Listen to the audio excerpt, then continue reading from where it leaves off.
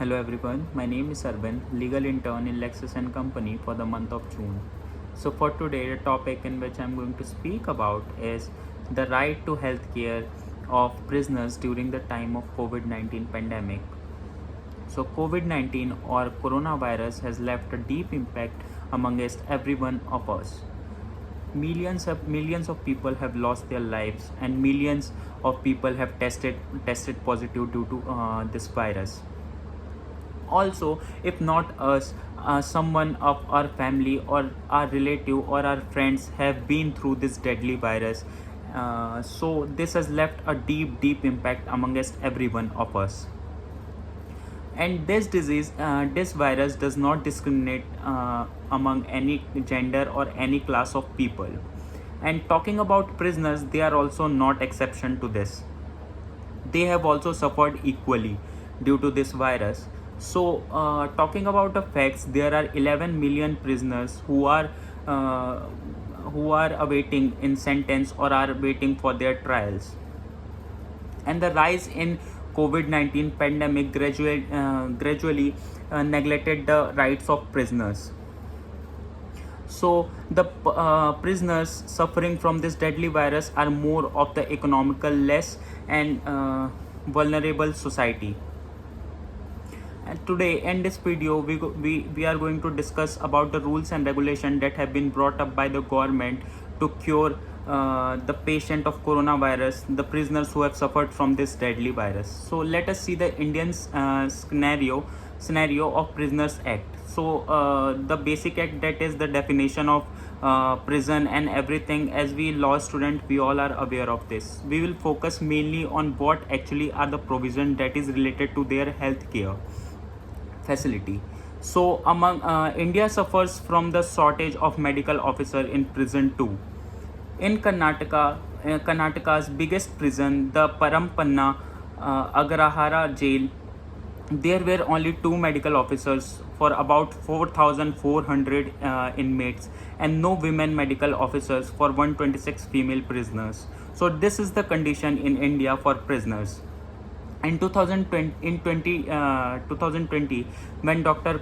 Khafil Khan was in Mathura jail, he described prison as a living hell in his letter from prison. He also mentioned that there was just one attached toilet for more than 120 inmates. And how can we say that coronavirus cannot reach to prisons? This is the facility our government is providing to the prisoners of India.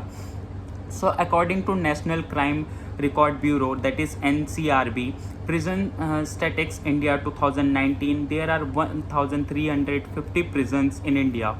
The actual capacity of prison is 4,03,739 and the numbers of prisoners at the end of the year were 4,78,600, which directly indicates that prisons in India are overcrowded. One of the significant cause of overcrowding in prisons is because of the two-thirds of the inmates are under trial. So this is the condition of our prison in India. And how can we protect these inmates from this deadly virus if the prisons are being overcrowded? So in Charles Sobraj versus the Stephen Central Jail Tihar case, the court held that imprisonment does not spell farewell to fundamental rights. Furthermore, in Parmanand Katra versus Union of India and others, the Supreme Court made it very clear that there can never be a second opinion regarding the prevention of human life. And it does not matter whether the patient is innocent person or a criminal. In 2020, when the World Health Organization declared COVID-19 as a pandemic, the Supreme Court took suo motu cognizance regarding the spread of the COVID-19 in prisons. On March 23, 2020, in the contagion of COVID-19 virus in prisons order, the bench held by former Chief Justice of India S.A. Bobde noted that the prisons in India are overcrowded, therefore have high risk of transmission of coronavirus. So To conclude this, as we all know that prison are very dangerous place for the spread of coronavirus. So to conclude our topic, let us focus that what shall be done and what the government has brought up regarding this matter. So a pilot survey was conducted for Indian medical students to check their understanding of prisoners' health right. The funding revealed that 98.8% of the student has received less than 1 hour of education on prisoners' health.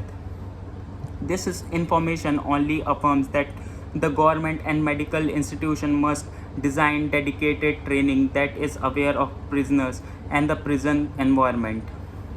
According to Commonwealth Human Rights Initiative, approximately 1,400 inmates are infected with the virus and 61,000 inmates have already been released. This goes to show that measures taken till now have been highly inadequate. So to proper adequate this measures, there must be separate cell for each inmates, and also the crowding and the gathering of prisoners must be neglected during this high risk time. Thank you so much.